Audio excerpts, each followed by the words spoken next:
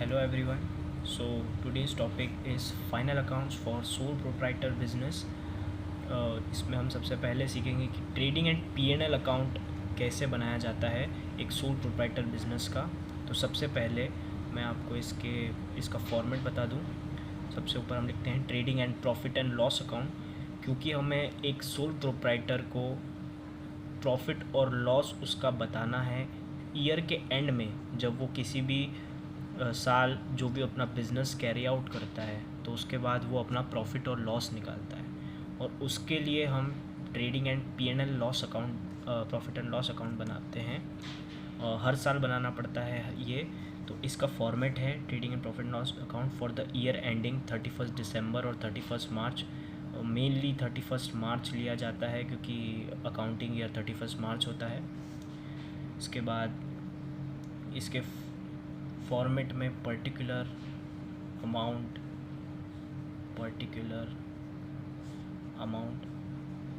एक बात मैं आप लोगों को क्लियर कर दूं कि इसमें डेट का कॉलम बिल्कुल नहीं होता है। बहुत से स्टूडेंट्स को ऐसा डाउट था कि इसमें डेट का कॉलम होता है, पर वो इसीलिए नहीं होता है क्योंकि ये साल के आखिरी दिन ही बनाया जाता है। क्योंकि आप साल के आखिरी में ही अपनी कंपनी का सोल प्रोप्राइटरशिप का, आपके बिज़नेस का प्रॉफिट या लॉस निकालेंगे। तो सबसे पहले पर्टिकुलर अमाउंट डेबिट साइड और क्रेडिट साइड होती है। ये डेबिट साइड में सबसे पहले ये ट्रेडिंग एंड पी&एल अकाउंट है, तो पहले हम ट्रेडिंग अकाउंट बनाएंगे और इसके जस्ट बाद विदाउट एनी हेडिंग हम उसको पी&एल अकाउंट कंटिन्यू कर देंगे। ठीक है। तो ट्रेडिंग अकाउंट का मेन जो काम होता है, ट्रेडिंग अकाउंट फैक्ट्री रिलेटेड होता है। मैन्युफैक्चरिंग या फिर फैक्ट्री से रिलेटेड जो अकाउंट होता है उसको बोलते हैं ट्रेडिंग अकाउंट। ऑफिस और सेल्स से रिलेटेड जो अकाउंट होता है उसको बोलते हैं profit and loss account. Actual में प्रॉफिट के दो हिस्से किए गए हैं। हर प्रोप्राइटर अपने मैन्युफैक्चरिंग बिजनेस में दो टाइप से प्रॉफिट निकालता है, एक फैक्ट्री का प्रॉफिट, एक ऑफिस का प्रॉफिट। फॉर एग्जांपल अगर आप देखें, एक नॉर्मल सा सोल प्रोप्राइटर जिसका मैन्युफैक्चरिंग का बिज़नेस है, कोई भी चीज़ बनाने का बिज़नेस है, तो वो अपनी फैक्ट्री में रॉ मटेरियल्स लगाकर सारी चीज़ें फिनिश गुड्स बनाएगा और फिर फैक्ट्री का प्रॉफिट निकालेगा। फिर उसके बाद उसको वो बेचने के लिए सेल्स प्रोसेस के लिए या अपने ऑफिस वगैरह के खर्चे पी&एल अकाउंट में लिखेगा, और उसके बाद जो उसका फाइनल प्रॉफिट होगा वो उसका नेट प्रॉफिट होगा, जो साल का उसका मेन प्रॉफिट होता है।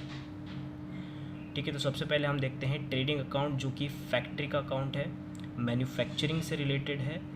सबसे ऊपर हम इसमें लिखते हैं ओपनिंग स्टॉक आप सभी को पता है तीनों टाइप का होता है, रॉ मटेरियल का, वर्किंग प्रोग्रेस का, फिनिश गुड्स का। पिछले साल से जो भी स्टॉक लाए आप, वो पिछले साल का जो क्लोजिंग स्टॉक होता है वो इस साल के लिए बनता है ओपनिंग स्टॉक। उसको हम एज इट इज़ डेबिट में लिखेंगे। तो बेसिकली जो डेबिट साइड है वो खर्चों की साइड है।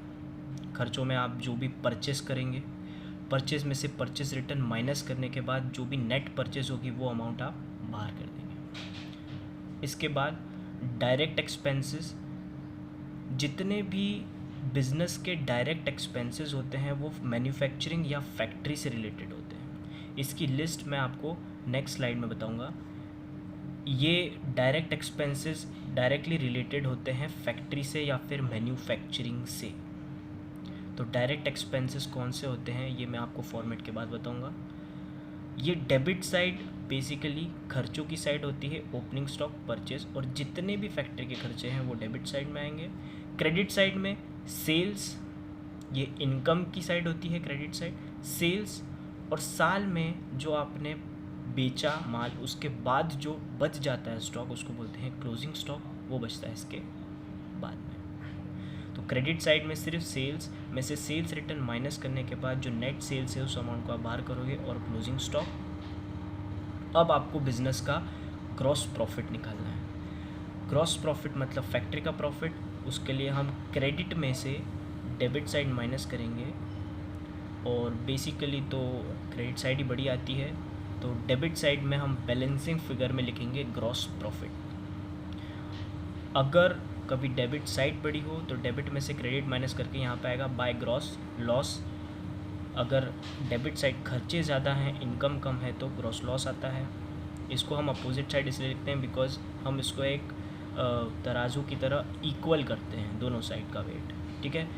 क्योंकि ग्रॉस प्रॉफिट क्रेडिट साइड बड़ी थी इसलिए लिखा हमने डेबिट में बराबर करने के लिए, इसलिए ये वापस क्रेडिट साइड जाएगा बाय जीपी या बाय ग्रॉस प्रॉफिट।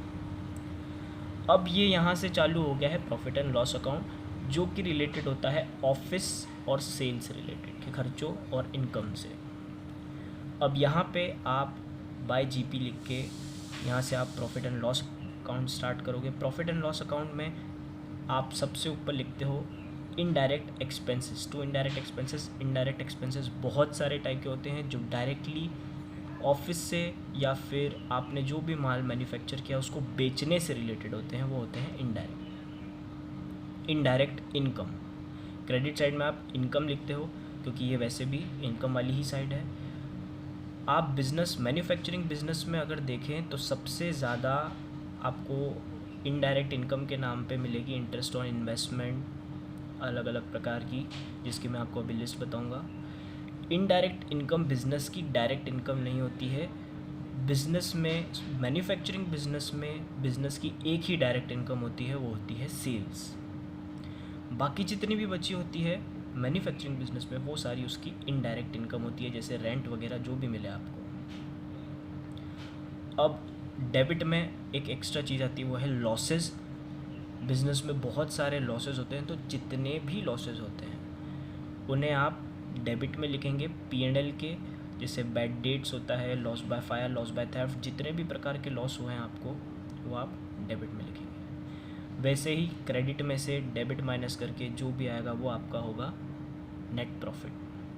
तो ये हमने ट्रेडिंग एंड P&L अकाउंट सीखा है सोल प्रोप्राइटर बिजनेस में।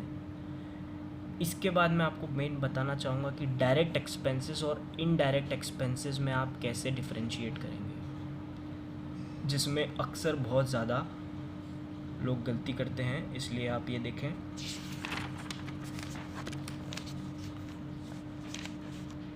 डायरेक्ट एक्सपेंसेस, सबसे पहले डायरेक्ट एक्सपेंसेस क्लियरली रिलेटेड होते हैं, यहाँ पे मैं लिख देता हूँ रिलेटेड टू फैक्ट्री और मैन्युफैक्चरिंग।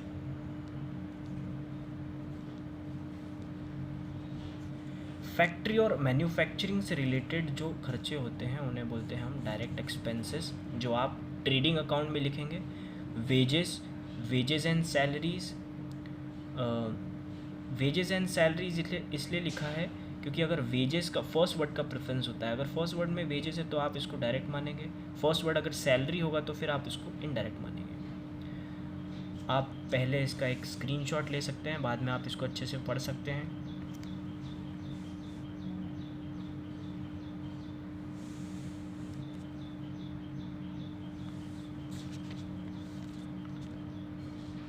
तो स्क्रीनशॉट लेके आप इसको बाद में याद रख सकते हैं। जितने भी आप यहाँ पे डायरेक्ट एक्सपेंसेस देखेंगे ये सारे के सारे फैक्ट्री से रिलेटेड है, जैसे carriage inward, cartage, coal gas and water, fuel and power. जैसे कि आप देख सकते हैं ये सारे फैक्ट्री से रिलेटेड है, या फिर माल मैन्युफैक्चर करने के लिए जो खर्चे होते हैं वो होते हैं ये manufacturing expenses. Productive expenses, royalty, octroi, ये एक लोकल टैक्स होता था, चुंगी भाड़ा बोलते हैं जिसको, डॉक चार्जेस, इंपोर्ट ड्यूटी या फिर custom duty, clearing charges, excise duty. Excise duty एक ऐसी ड्यूटी होती है जो माल बनाने पे लगती है मैन्युफैक्चरिंग पे। Factory expenses, other expenses of purchase, purchase से रिलेटेड जितने भी खर्चे होंगे या फैक्ट्री के खर्चे होंगे ये सब डायरेक्ट एक्सपेंसेस होते हैं।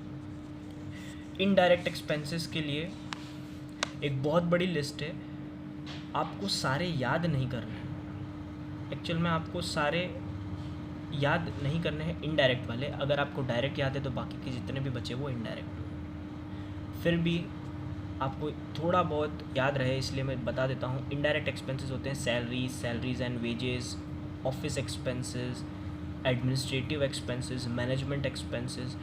इनडायरेक्ट एक्सपेंसेस जो रिलेटेड होते हैं वो होते हैं सेल्स से या फिर ऑफिस के खर्चों से। जैसे सैलरीज आप ऑफिस में देते हो, सैलरीज एंड वेजेस मैंने बताया फर्स्ट वर्ड का प्रेफरेंस होता है। ऑफिस के खर्चे, एडमिनिस्ट्रेशन के खर्चे, मैनेजमेंट के खर्चे, इस्टेब्लिशमेंट के खर्चे, bank charges, printing and stationery, postage, telegram, telephone expenses, legal charges, audit fees. आप इसका भी एक बार स्क्रीनशॉट ले सकते हैं।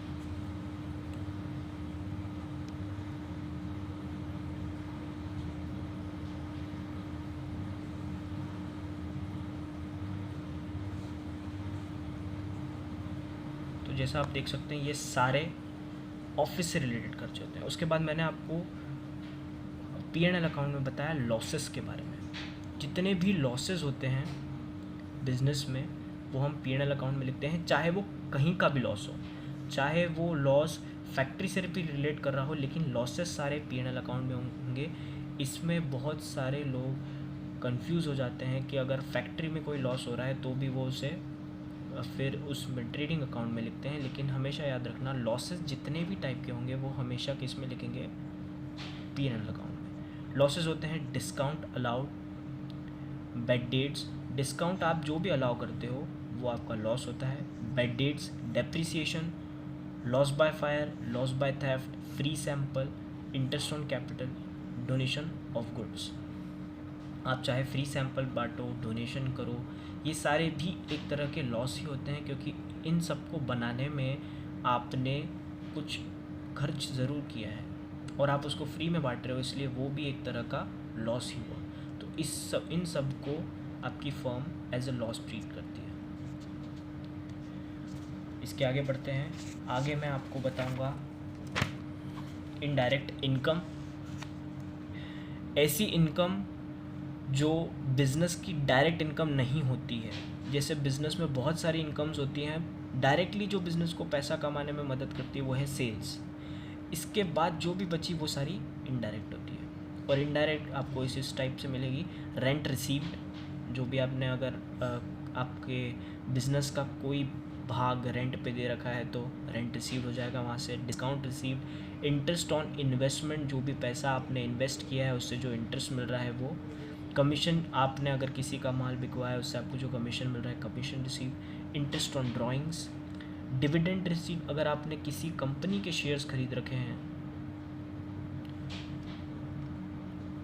बेड डेट्स रिजर्व, अगर ट्रायल बैलेंस में दे रखा हो तो आप उसको इनडायरेक्ट इनकम मानते हैं। बेड डेट्स के बारे में एक पूरा जो भी कन्फ्यूज़न क्रिएट होता है वो मैं आपको अगले वीडियो में बताऊंगा। तो ये हमारी मेन इनडायरेक्ट इनकम होती है, आप स्क्रीनशॉट ले सकते हैं इसका भी। तो इस वीडियो में हमने देखा कि फाइनल अकाउंट्स कैसे प्रिपेयर किए जाते हैं सोल प्रोप्राइटर बिजनेस में, और इन सारे खर्चों और इनकम को अगर आप अच्छे से देख लें तो आपको समझ में आ जाएगा कि आप कैसे कहाँ पे कौन से खर्चे लगा सकते हैं। तो इस वीडियो में केवल इतना ही। For next video you have to wait. Thank you very much.